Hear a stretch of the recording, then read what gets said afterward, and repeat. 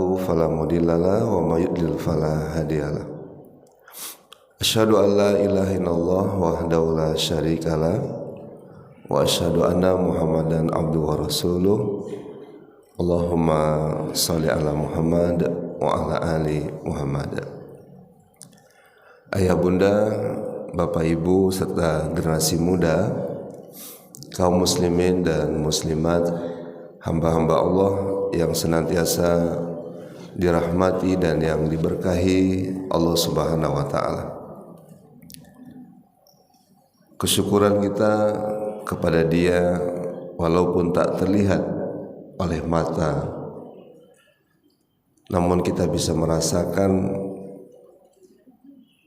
di mata hati kita yang paling dalam akan kasih sayang yang Ia berikan hingga detik ini.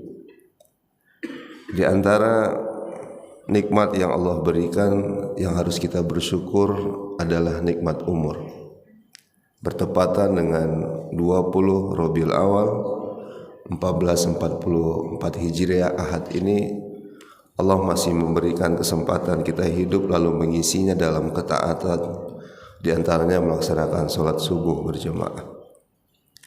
Semoga saja subuh yang barusan kita laksanakan bukan subuh yang terakhir. Boleh jadi timbangan ilmu kita masih sangat terbatas. Timbangan amal kita juga jauh dari kesempurnaan. Mudah-mudahan masih ada kesempatan untuk memperbaiki diri, beramal soleh, berbuat baik. Mudah-mudahan dengan demikian akhir kehidupan kita hendaknya husnul khotimah. Tidak lupa salawat kita buat Nabi tercinta yang kita rindukan ingin berjumpa dengannya, yang kita meyakini risalah yang beliau tinggalkan, ajaran yang mulia dari Al-Quran dan As-Sunnah. Semampu kita berusaha untuk mengamalkannya atas izin Allah. Mudah-mudahan dengan demikian kelak kita bisa berjumpa dengan Rasulullah di surganya Allah Subhanahu wa taala. Amin ya rabbal alamin.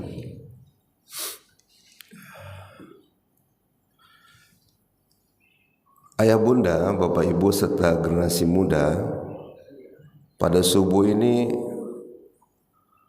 tema yang akan saya angkat adalah kezaliman dalam bermuamalah. Karena muamalah ini lebih sering kita hadapi dibandingkan dengan kita sholat di masjid atau kemudian kita membaca Al-Quran. Mungkin interaksi kita bermuamalah ini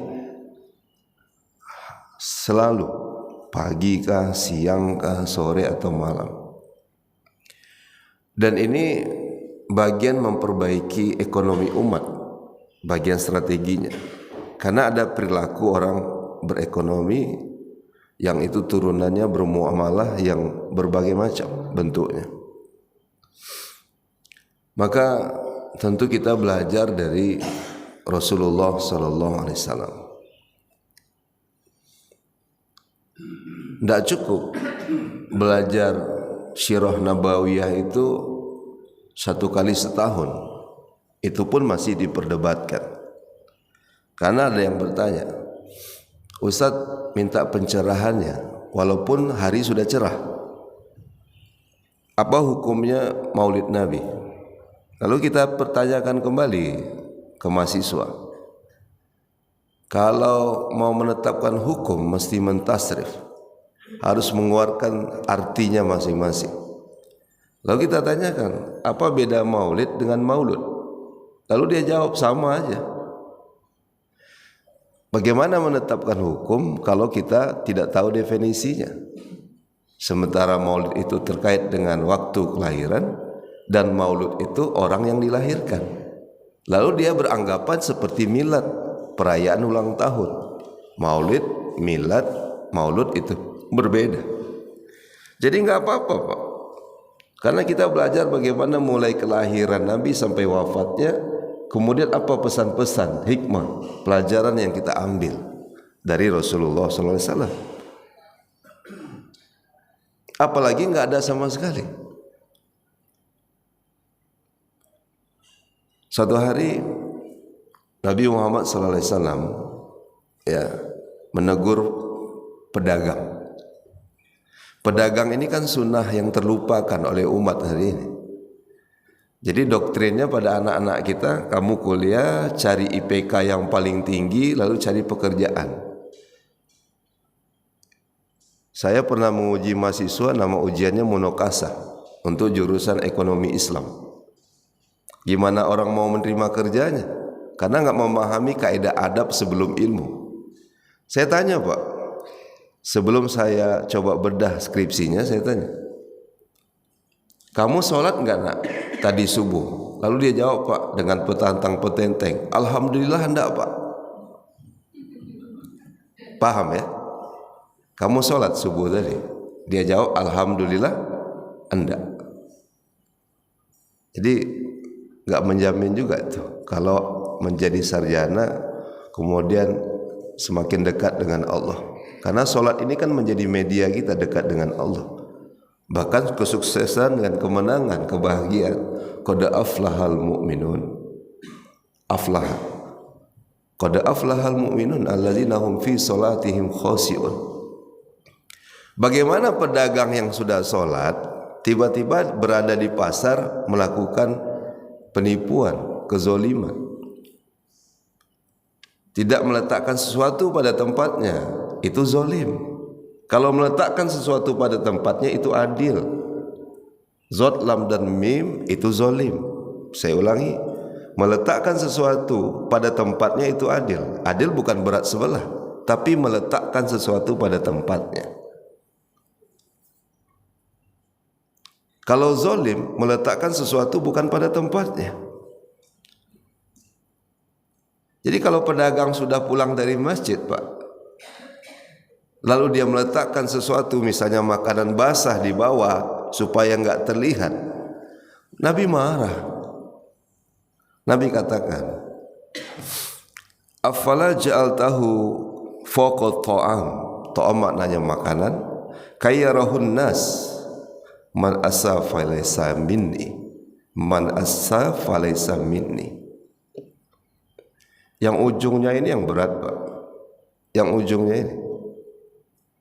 Karena yang menggaransi itu langsung Nabi. Saya terjemahkan. Mengapa engkau tidak meletakkannya di bagian atas? Makanan tadi, yang basah tadi. Agar orang-orang dapat melihatnya.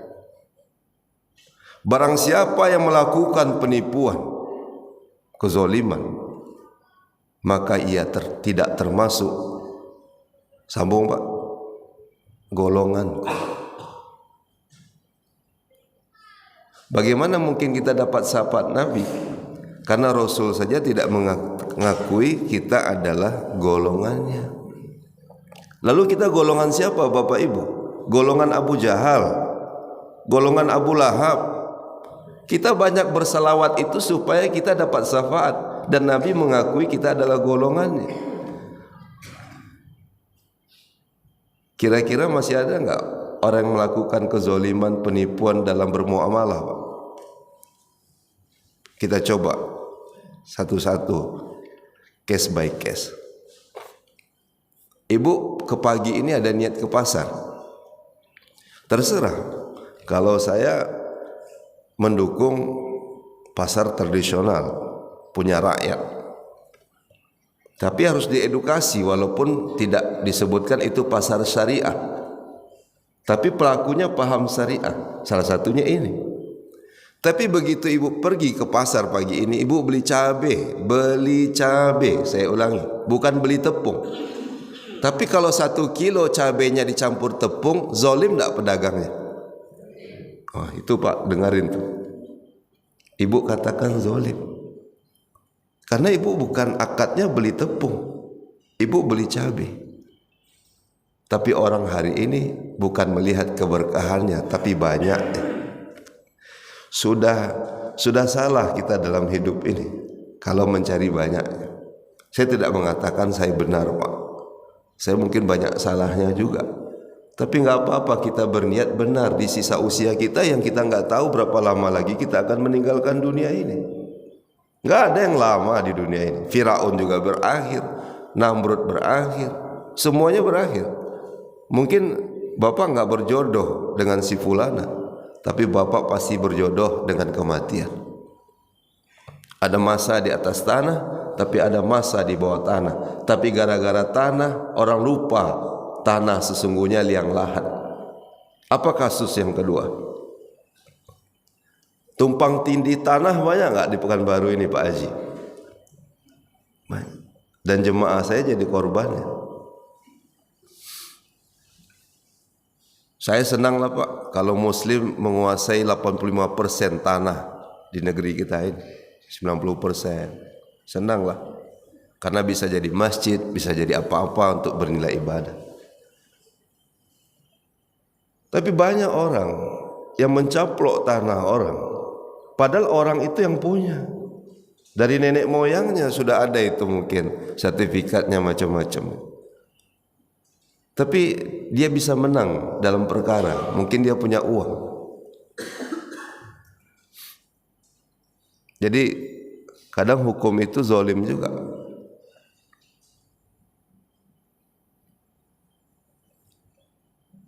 Bapak dan Ibu yang dirahmati dan diberkahi Allah Subhanahu wa taala, bisa saya teruskan ya? Ya. Contoh yang ketiga. Saya ngisi minyak eceran, Pak, di Jalan Sudirman. Saya berpikir dalam kemasan itu kan 1 liter, iya kan?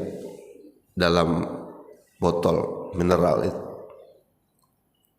harganya naik 14.000 Pak, 12.000. Tapi saya udah curiga, ini tidak 1 liter seperti biasa. Jadi sudahlah harganya naik, literannya dikurangin, karena orang cari untung besar, bukan berkah. Dia memang dapat uang, Pak, tapi hati-hati dengan bentuk kezaliman ini. Satu hari Rasulullah SAW bilang, tahukah kalian orang yang paling bangkrut di atas muka, orang yang paling bangkrut? Kemudian sahabat menyatakan, orang yang paling bangkrut itu ya orang nggak ada harta benda, nggak ada dirham, nggak ada duit, gitu Pak. Itu kan normatif aja cara berpikir orang. Dengan kata bangkrut maka dikaitkan dengan materi. Padahal orang kalau hidup sederhana nggak akan pernah bangkrut, Pak. Justru orang kalau nggak hidup sederhana nggak pernah cukup dalam hidup ini. Akhirnya dia binasa juga.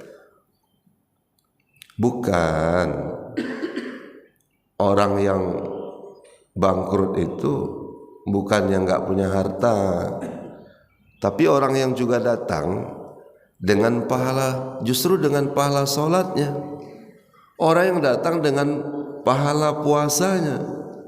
Bapak rajin Senin pagi, Senin Kamis puasanya. Orang yang datang dengan juga pahala sedekah zakatnya, tapi dia juga datang dengan dosa kezoliman. Dia tumpahkan darah, memfitnah, merampas, banyak contoh-contohnya, mencela dan seterusnya. Apa yang terjadi? Maka orang yang dia zolimi itu, dia penzolim, maka kebaikannya mesti pindah kepada orang yang dia zolimi. Berarti yang jual minyak tadi pindahin dulu tuh kebaikan amalnya selama ini. Maka yang jualan cabai menipu tadi pindahin dulu tuh kebaikannya kepada ibu yang tertipu waktu beli cabai tadi. Atau kita main proyek, Pak, besinya itu saya nggak tahu ukuran besi karena saya bukan arsitek. Kita udah bilang ke konsumen kita, ini besinya 18 ya Bu, Begitu realisasinya itu 12 Pak. Itu zalim nggak? Kalau sempat rangkanya ini rubuh lalu kena anaknya, mati anaknya itu karena nggak sesuai dengan speknya, maka kebaikannya mesti pindah pada konsumennya dulu di dunia itu. Saya tanya Bapak, saya nggak hobi bola Pak, saya nggak hobi bola, saya hobinya naik kuda. Mudah-mudahan saya punya kuda, amin. Kurang semangat jemaah, enggak apa-apa lah, minimal kuda catur dulu lah kalau gitu, ya kan? Tapi saya tetap enggak setuju sebagai akademisi kalau gas air mata itu ditembakkan ke penonton yang enggak ngapa-ngapain gitu Pak, ke tribun. Zalim enggak tuh? Nah, jadi tersangka yang 6 orang ini kalau memang bersalah, maka kebaikannya pindah ke 129, katakan begitu, walaupun saya enggak tahu data pasti. Ada yang menyebutnya 200. Kalau enggak cukup, inilah yang membuat bangkrut. Dosa orang yang terzalimi itu pindah kepada kita yang menzalimi. Mana surplus kebaikan itu? Pahala kita aja udah berangkat di dunia ini lebih sedikit daripada dosa, ditambah pula dosa orang lain. Paslah kita bangkrut. Lalu mana ada tiket kita ke surga lagi? Memang Nabi itu cerdas Pak. Jadi kalau ada yang bertanya tokoh ekonomi sesungguhnya siapa itu? Rasul. Kaya dalam takwa, zuhud dalam keberlimpahan, mandiri dan memberdayakan. Jadi kalau ada orang-orang yang diberikan amanah sudah punya prinsip 3 ini Pak, mulai dari Pak RT, Pak RW dan seterusnya, kaya dalam takwa. Umat Islam boleh nggak kaya Pak? Yang mau kaya angkat tangannya Pak, yang mau aja. Yang nggak mau angkat tangan saya doakan miskin ya, sampai ninggalin hutang mau meninggal dunia ya. Nauzubillah Pak. Clear dulu hutang kita nih baru meninggal dunia. Seharusnya bukan hutang yang kita tinggalkan, wakaf sebelum wafat. Betul Pak? Usia boleh berhenti tapi pahala terus akan mengalir.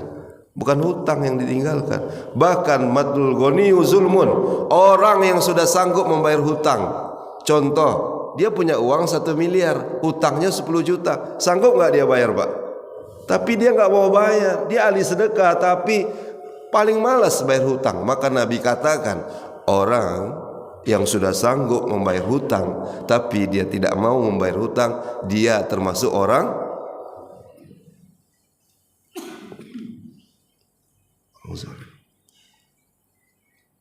semoga saya enggak zalim membelakangi ayah yang di belakang ya, Pak. Dan saya enggak tahu kalau ayah tertidur waktu saya tausiah ini. Baik Pak, bangkrut ya. Bahkan lebih berat lagi tuh kalau lihat ayat-ayat Quran, kalau lihat dan membaca ayat-ayat Quran ya Pak. Surah Ali Imran ayat yang ke-57 ya. Wa ammal ladzina amanu wa amilus solihati fayuwaffihum ujurhum. Bapak dapat ini nih. Bapak dapat nih. Tahajud tadi, bahkan salat sunat fajar tadi, sempat baca Quran tadi, salat berjemaah lagi. Dan adapun orang yang beriman dan melakukan amal soleh kebaikan, maka dia ini Allah memberikan pahala kepada mereka dengan sempurna. Semoga ayah bunda, bapak ibu diberikan pahala yang sempurna, menjadi pahala investasi, jangan sampai dosa investasi, karena umur ini terbatas. Ujung ayat ini, wallahu la yuhibbuz zalimin. Ibu, siapa sekarang tuh yang lagi viral Bu? KDRT. Saya nggak apa, bapak hafal juga bapak ya, ngikut juga bapak episode per episode itu. Istrinya nggak suka dilaporin suaminya. Kita ini sebagai kaum mesti punya 2 sayap Pak. Saya didik diri saya sebelum saya didik suami orang. Pertama adalah sayap nafkah. Maisah, mencari nafkah itu kan kewajiban suami. Yang kedua, sayap kemampuan di bidang yang lain, misalnya psikologi, emosionalnya dijaga, sabar, bahkan ibadahnya baik. Kalaupun uangnya kurang-kurang dikit, tapi kalau sabar sama istrinya, nggak main tangan, hebat suaminya. Istri harus menghargainya karena dia masih punya sayap yang satu. Tapi kalau sudahlah nggak ada duit, kemudian main tangan sama istri, apa yang mau dipertahankan rumah tangga itu? Bapak mau punya menantu begitu, Pak? Sudahlah miskin, nggak sholat, emosional lagi. Mana ada yang mau punya menantu begitu? Misalnya, saya tidak menuduh siapa-siapa. Itu qawam. Ya. Dan kalau mencontoh Rasul, Pak, saya yakin semua pasangan yang ada di Indonesia ini, kalau menteladani manajemen rumah tangga Nabi, Masya Allah, tabarakallah, tidak akan banyak terjadi perceraian. Konon kabarnya hampir setiap 2 jam orang bercerai di Indonesia. Tangan itu bukan ke pipi istri, Pak. Tangan itu ke mulut istri, menyuapkannya. Janji ya, Pak? Nanti zuhur suapkan istri, Pak. Tapi tolong jangan nasinya aja ke dia, ayamnya ke kita. Zolim juga itu.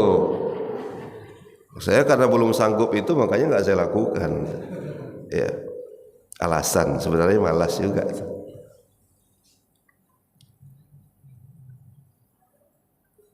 Istri nggak suka suami, aduh parah. Ini hilang keberkahannya. Suami bisa ngantarin ke istrinya itu 1 miliar, Pak. Itu orang hijrah yang pernah saya dengar testimoninya. Dengan segala cara bermuamalah ini, akhirnya dia bisa mengumpulkan pundi-pundi kekayaan. Lalu dia berikan kepada istrinya 1 miliar. Dia jamin bisa setiap bulan. Mau beli tas 40 juta, 50 juta, 60 juta, silahkan. Ini sudah gaya hidup hedonisme. Makanya segala cara dia tempuh. Dia lupa makna kesederhanaan. Zuhud dalam keberlimpahan. Zuhud itu perlu diingatkan pada generasi muda. Bukan gak punya apa-apa, justru punya apa-apa tapi menahan diri. Para sahabat tuh makannya sederhana, Pak, tapi sedekahnya luar biasa.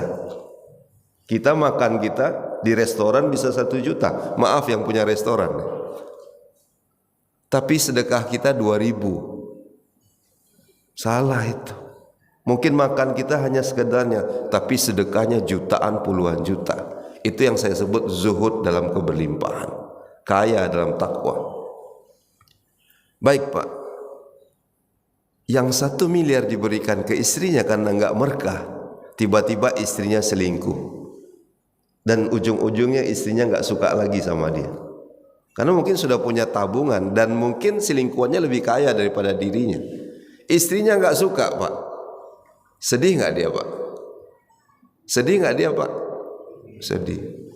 Mungkin yang di sini kayaknya bapak yang enggak suka sama istrinya ini. Kok enggak ada yang sedih ini? Ya. Atau yang kedua, saya bekerja di sebuah perusahaan oil company yang gajinya, katakan ini contoh aja, 100 juta sebulan.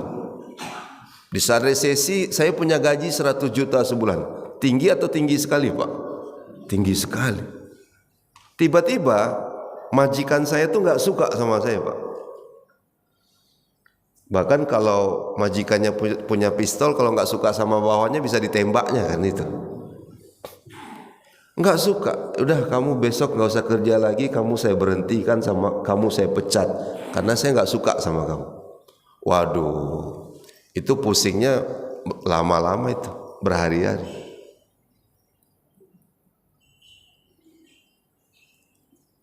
Tapi belum ada apa-apanya, Pak, kalau Allah yang nggak suka sama kita. Kalau manusia nggak suka sama kita, seluruh dunia ini nggak ada jadi masalah. Kalau ada fitnah di atas dunia ini nggak ada masalah. Yang bahayanya fitnah kubur. Kalau orang di atas muka bumi ini nggak suka sama Ustadz Yudi, ya nggak apa-apa, Pak. Saya banyak kekurangan. Tapi kalau pemilik bumi dan langit ini pemilik surga dan neraka enggak suka sama saya, itu musibah di atas musibah, di atas musibah, dan di atas musibah yang lain.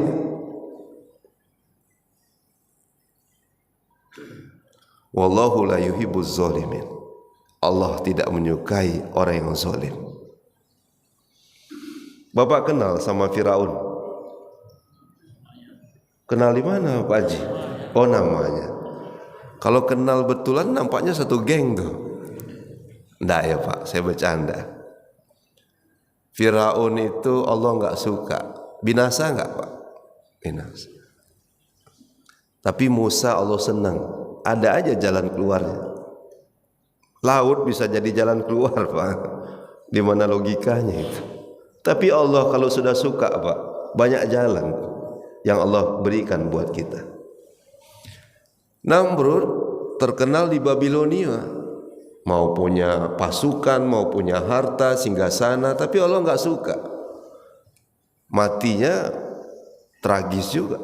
Allah nak menunjukkan keagungan, perkasaan dan maha kuasanya. Namrud itu matinya hanya dengan hewan yang sangat kecil masuk ke otaknya. Semut masuk ke telinga kita jelang subuh tadi, enggak keluar-keluar sampai sekarang Pak. Repot enggak urusannya? Semut masuk ke dalam mata kita, enggak keluar-keluar dari tadi malam sampai sekarang. Repot urusannya. Dua-duanya pernah saya alami Pak. Tapi syukur, mudah-mudahan saya tidak mengalami sebagaimana yang dialami Namrud. Nyamuk masuk ke dalam otaknya dan dibiarkan hidup berhari-hari. Saking sakitnya diantuk-antukkan kepala. Tahu Bapak antuk-antukkan? Udah lama enggak dengar kata antuk-antukkan. Ya. Binasa, mati juga. Tapi Allah sayang sama Ibrahim, akhlaknya baik, dakwah terus, salamun ala Ibrahim. Jadi kalau kita berdakwah lalu orang benci Pak, Bapak dakwah aja terus. Dakwah itu tanggung jawab Ustadz, bukan urusan saya. Benar apa salah ini ya? Kalau ada jemaah bilang dakwah itu tanggung jawab Ustadz, kami ini hanya penerima dakwah, makdunya gitu. Yang murobinya, yang gurunya, ustadznya itu ustadz, bukan kami. Itu salah apa salah Pak? Salah. Anak Bapak narkoba masa didiamkan? Bapak dakwah bagaimana bahaya narkoba. Anak Bapak main judi, Bapak dakwah bagaimana judi online atau judi offline. Enggak pernah saya dengar ayah itu, mantap nak, tingkatkan terus prestasimu. Kalau perlu menangkan judi online dan offline. Itu ayah cilako dunia akhirat tuh Pak. Pasti ayahnya dakwah. Cari duit itu bukan dengan cara begini. Kamu jualan domba aja kayak Rasul mengembala. Kamu jualan kambing saja. Kamu bisnis kuliner yang benar. Pasti dakwah kan Pak. Itu. Jadi kalau ada ustadz-ustadz yang dimusuhi karena dakwah, ya, apalagi orang yang merasa periuk nasinya terganggu karena saya menyampaikan muamalah yang selama ini dia menipu, maka Bapak harus membelanya. Karena begini Pak, ya, Bapak dan Ibu, kalau ada orang yang tidak melakukan kezoliman, dia tidak menipu dalam menimbang, dia tetap zin wa arji, timbanglah dan lebihkanlah. Tapi di sebelah kedainya itu ada orang memang kerjanya mengurangi timbangan, lalu dia diam saja melihat kezoliman itu. Mengurangi timbangan itu zolim enggak Pak? Sebelum saya bacakan hadis ini, ada pedagang yang hijrah lalu meneteskan air mata. Ini zolim juga, Ustaz ceramah berbunyi dia. Nah, itu jam digital model sekarang, sehingga tahu kita berapa infak. Tapi ada masjid yang tidak tahu berapa infak anak yatim. Orang tanya, yas'alunaka maza yunfikun. Infak itu untuk apa ya Rasul? Untuk siapa? Infak yang terbaik untuk ini. Apa yang disampaikan Nabi? Yang ketiga, setelah orang tua dan kerabat, wal yatama, untuk anak yatim. Ada pengurus masjid tak bagikan dana anak yatim sekian lama, akhirnya dananya terpakai lalu tak menggantinya. Saldonya tak ditemukan 68 juta rupiah. Zalim tak tuh Pak? Hati-hati Pak, amanah jadi pengurus masjid. Bagikan, gak nunggu Ramadan, tiap pekan, tiap bulan minimal. Insya Allah bertambah.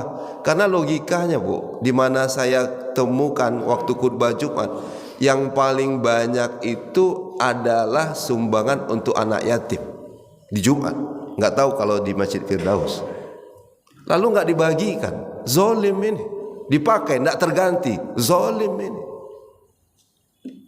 Kalau tahu kita diamkan saja pengurus bendahara yang begini, atau pedagang yang mengurangi timbangan, atau seperti teman saya yang datang kepada saya, lalu saya bilang, nggak usah dibuat lagi Bang, bertobat kepada Allah, lalu sampaikan pada kawan-kawan abang. Contoh, biar mudah mencontohkannya, saya agak kurangin isinya, boleh ya Pak? Ini strategi sebenarnya.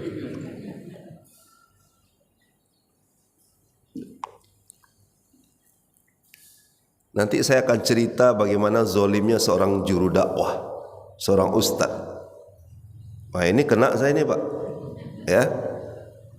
Tapi barusan saya nggak zolim ya Pak. Saya jujur, saya haus.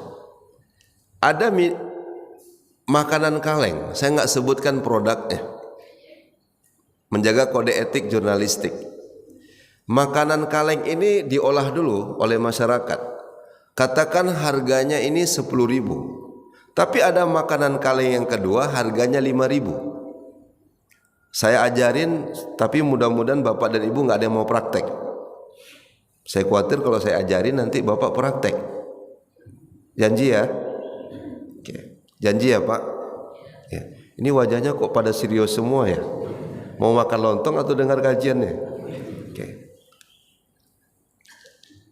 Beli yang 5.000, beli 5.000, buka segel yang 5.000, bekerja sama, tapi ini bukan ta'awun ini. Ta'awun itu untuk yang baik. Ta'awanu ala birri wa taqwa. Ini ta'awunnya dalam kebatilan Pak. Itu enggak disebut ta'awun namanya. Itu namanya konspirasi. Tukang cetak, kau mau dapat orderan enggak? Ini maaf ya Pak, enggak semua tukang cetak. Kau mau dapat orderan? Maaf nih, yang ada tukang cetak. Reklame ya, sablon. Kau mau dapat orderan enggak? Mau lah Bang, sepi nih. Aneh.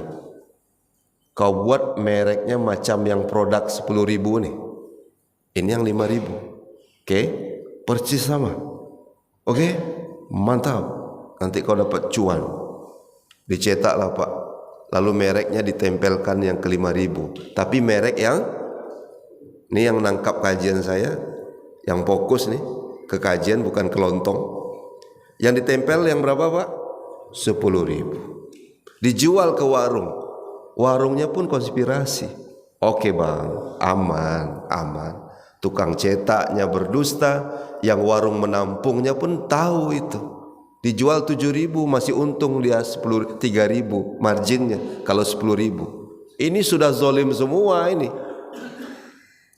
Dibeli oleh masyarakat, tapi makanan kalengnya yang ibu pengen tuh yang 10.000, yang maksudnya yang merek yang sebenarnya.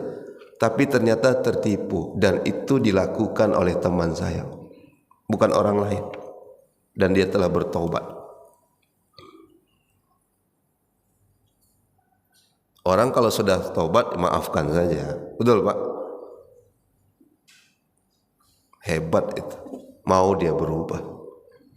Tapi kalau orang setelah saya sampaikan ini tidak mau merubah, itu musibah untuk dirinya. Ibu tertipu nak dengan demikian Bu?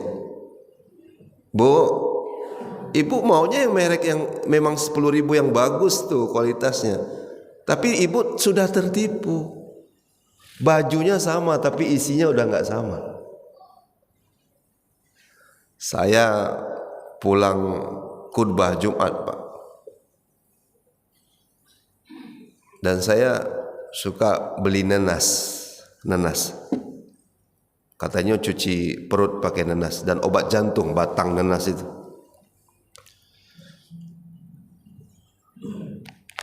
Dan saya terang-terangan aja Pak pada tukang buah eceran tadi. Pak maaf ya Pak, saya nanyanya baik-baik Pak. Ini nenasnya dicampur nggak sama pewarna? Karena untuk bab kesehatan ini kita belajar juga ke Dr. Zaidul Akbar gitu. Hindari pewarna kalau berlebihan. Yang bagus itu yang dikupas bukan yang dikemas. Kemudian nggak pakai pewarna, buahnya alami saja. Mangganya alami, manisnya alami, nanasnya warna alami, tidak pakai induk gula alami. Setuju Bapak Ibu? Memang bukan jangka pendek, tapi jangka panjang pasti mempengaruhi fisik kita, kesehatan kita. Enggak Pak, enggak pakai pewarna. Saya bawa, saya lihat-lihat, saya berdoa sama Allah, warnanya beda. Saya sudah enggak salah, karena hampir setiap hari makan nanas. Izin Allah saya enggak salah Pak. Dia mau berdusta Pak. Padahal masjidnya mungkin sama dengan saya, mungkin juga mendengarkan khutbah saya. Tapi itulah dalam bermuamalah, orang bisa melakukan apa saja. Tak ada jaminan walaupun dia keluar dari masjid sekalipun. Padahal itu lebih sering kita lakukan bermuamalah itu. Pakai pewarna, enggak pakai yang dia bilang. Dalam hati saya ini berdusta, ini berbohong. Nah, kalau kita tahu orang ini berdusta, berbohong, melakukan penipuan, kezoliman, kecurangan, kita selamatkan dia. Tapi kalau kita diam saja, ya, ketika Rasulullah berkata, "Iza ra'aita ummati tahabu zalima an taqula la anta zalimun faqad tuwaddi'a minhum." Bapak sudah main proyek, tahu teman ini udah enggak benar ini. Kong-kaling-kong kan itu banyak, Pak. Ya. Lalu Rasulullah bersabda, "Jika engkau lihat umatku tidak berani mengucapkan kepada orang zalim, engkau zalim. Engkau telah mengurangi timbangan. Engkau telah menipu, menukar produk A jadi produk B dan seterusnya." Kalau enggak berani mengatakan itu bentuk kezoliman karena tidak meletakkan sesuatu pada tempatnya, itulah zalim tadi. Kata Nabi, maka dia adalah bagian mereka. Berarti bukan bagian Nabi dong Pak. Logikanya begitu. Bagian mereka. Karena Rasul itu adil. Nabi itu enggak zalim. Tadi Nabi katakan bukan golonganku. Yang kedua bukan juga itu bagian aku, artinya itu bagian mereka yang zalim tadi. Nah saya masih kategori bagian yang zalim tadi. Doakan, mudah-mudahan lebih baik. Para pendakwah ini Pak, bisa saya teruskan Pak? Atau sudah masuk salat suruh? Oke. 5 menit Pak ya. Saya sampaikan satu, nanti kalau ada pertanyaan silakan. Ustadz, bisa ngisi ceramah tempat kami? Bisa Pak Haji? Bisa. Aman tuh. Maghrib Ustadz yo.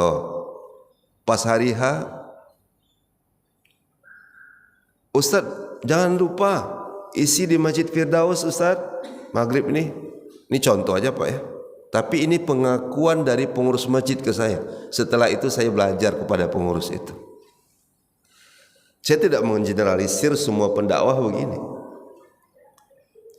Ustaz jangan lupa ya Ustaz, nanti ceramah di Masjid Firdaus. Onde Pak Haji, ambo keluar kota Pak Haji. Saya keluar kota Pak Haji. Jadi saya izin gak bisa ngisi pengajian di tempat Pak Haji. Oh iyalah Ustaz, nanti kami cari penggantinya. Jam berganti jam sampai waktu maghrib, ya Pak. Pengurus masjid ini lewat Pak di masjid yang lain. Nampak dia Ustaz itu sedang ceramah di situ. Bukan di luar kota, masih di Pekanbaru juga. Dilihat sama pengurus masjid itu Pak Ustaz tadi. Dicontohkan pula cara melihat Ustaz itu macam ini Pak. Ustaz yang lagi ceramah itu Pak tidak bisa melanjutkan dakwahnya. Enggak ada kata-kata yang keluar dari mulutnya. Karena dia telah berdusta untuk dunia ini. Karena di masjid yang mengundang dia itu, ya Ustadz itu kan tidak perlu amplopnya Pak. Yang perlu itu kan isinya. Yang mengundang itu katanya 150 kata pengurus masjid. Tempat dia mampir lewat tadi itu bisa 500.000. Pak, saya tidak menafikan diri saya. Kalau memang sudah setiap maghrib di situ, terus terang saja. Pak, ini Masjid Firdaus ngundang saya, tidak setiap Ahad, hanya sekali-sekali Pak. Boleh enggak saya izin Pak? Boleh Ustaz, karena Ustaz sudah rutin di sini. Tapi kalau saya mencari celah, saya keluar kota, padahal saya enggak keluar kota, zalim enggak saya itu Pak? Lebih mending cara yang pertama, Pak, karena saya setiap Ahad di sini, saya minta maaf ya Pak. Di Masjid Firdaus sekali-sekali ngundang saya izin ke sana. Terus terang aja, apa salahnya? Betul Pak Ibu? Jadi tidak jaminan Pak, walaupun kita sudah berdakwah lama. Itu muamalah itu Pak. Itu muamalah itu. Gitu. Bapak dan Ibu yang dirahmati dan diberkahi Allah, terakhir coba hafalkan doa ini. Saya nggak tahu Pak, ujian pendakwah ini semakin lama mungkin bukan semakin ringan, mungkin semakin berat. Jadi kalau ada nanti ulama yang terzolimi, Bapak diam saja, Bapak golongan Nabi atau bagian mereka?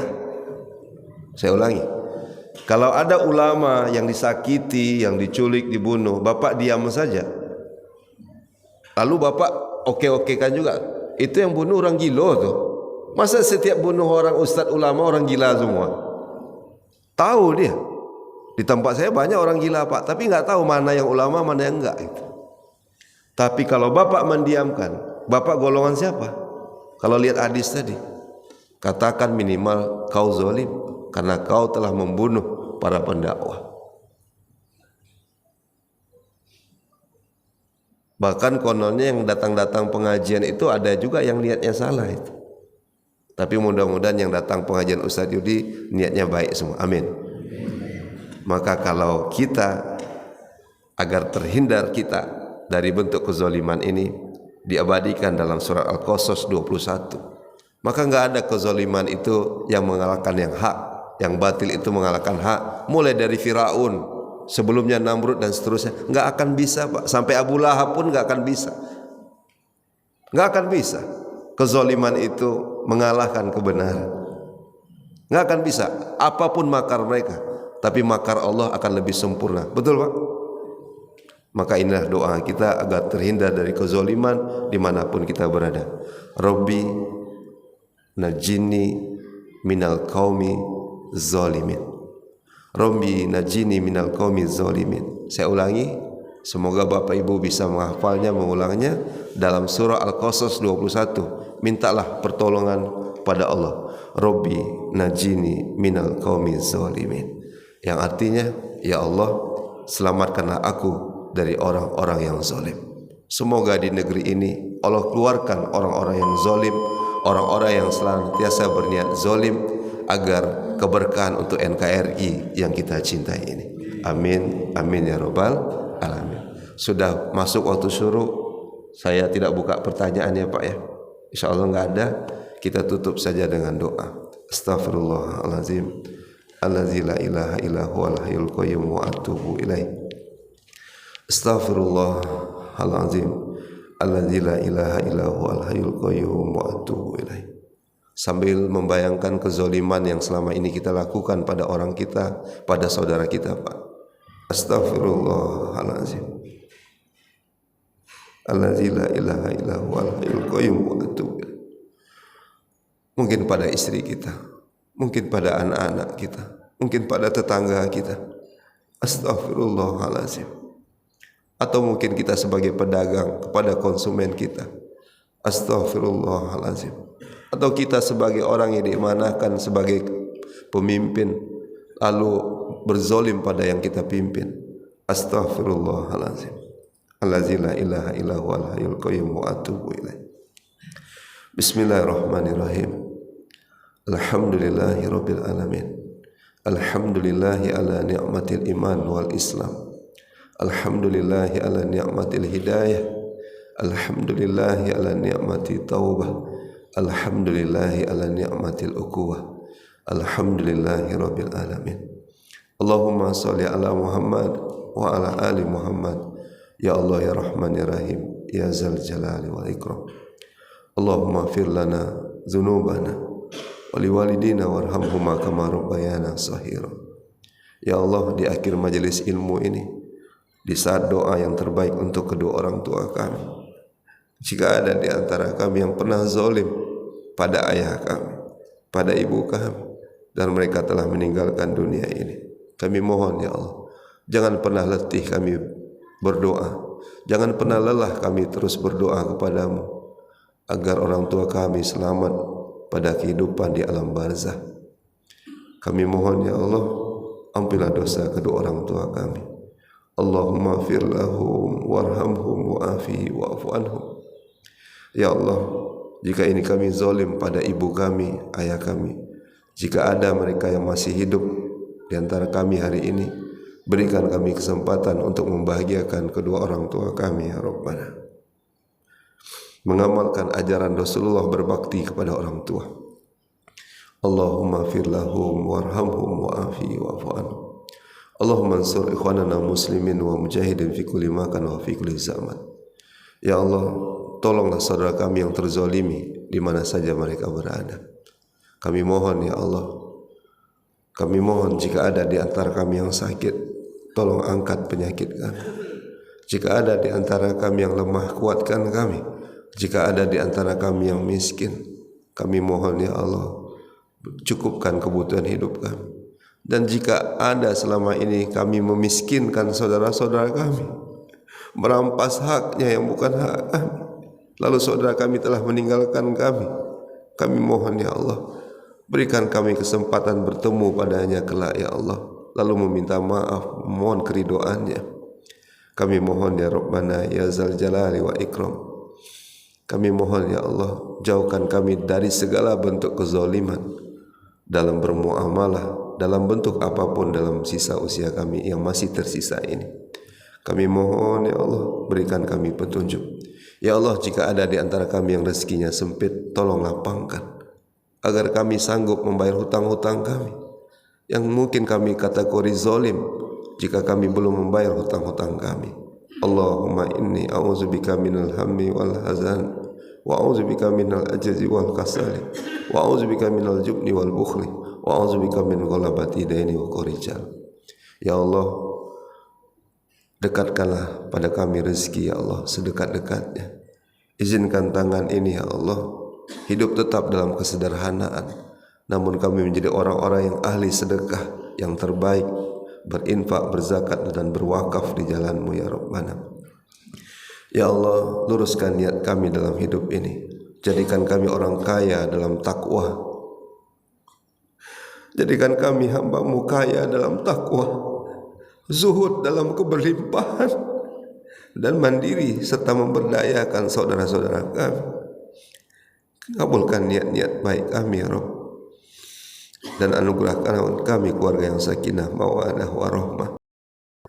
Antar kaum Islam mencintai Al-Quran, membela Rasulullah sallallahu alaihi wasallam.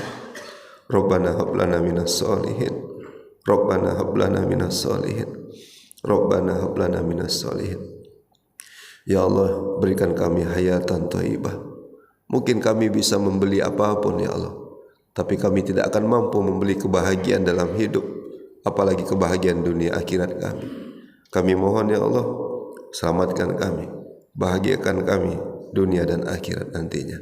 Rabbana atina fid wa qina adzabannar. Subhana rabbika rabbil izzati amma yasifun. Wassalamun alal mursalin. Walhamdulillahi rabbil alamin. Terima kasih Bapak Ibu, semoga ada manfaatnya. Subhanakallahumma wa bihamdika asyhadu an la ilaha illa anta astaghfiruka wa atubu ilaik. Assalamualaikum warahmatullahi wabarakatuh.